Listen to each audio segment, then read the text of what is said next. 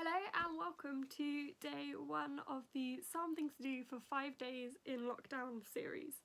I'm coming to you this morning with my journaling Bible and my journal to talk about how I enjoyed the Bible verse mapping technique. I used verse 14 of Psalm 145, which says, "The Lord helps the fallen and lifts those bent beneath their loads." The verse stood out to me because I think at the moment in the news and just in general in life, people are struggling, and I really like the image of those who are bowed down and those who are bent under the weight of stuff they're struggling with.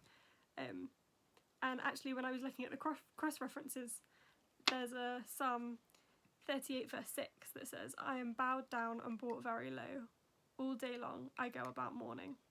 And it just kind of gives that image, doesn't it, of where you're struggling with something and it's like bowing you down because it weighs a lot. But then another cross-reference to this verse is 1 Samuel 2 verse 8, which says, "He raises the poor from the dust and lifts the needy from the ash heap," which I think gets to what this verse is really saying, which is when you've fallen down, when you're struggling, the Lord will lift you up and he will help that load be a little bit lighter. I found this verse really encouraging because it said to me that it's okay that I struggle, that actually people all throughout history have struggled, and that when I'm finding things really tricky, I can turn to God. When I'm struggling with getting things wrong or just with stuff that life's throwing at me and it feels really heavy, I can turn to God.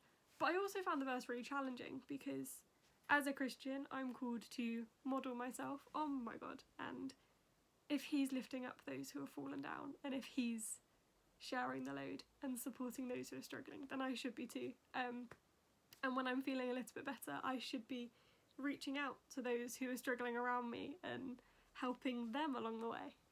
So yeah, while I found this verse really encouraging and really heartwarming and just helpful, it was also a really big challenge. So I'm really looking forward to putting that into place. But in general, with this verse mapping, I really liked it. I really liked being able to read in different translations. Anyone who knows me knows I'm a fan of the Passion Translation.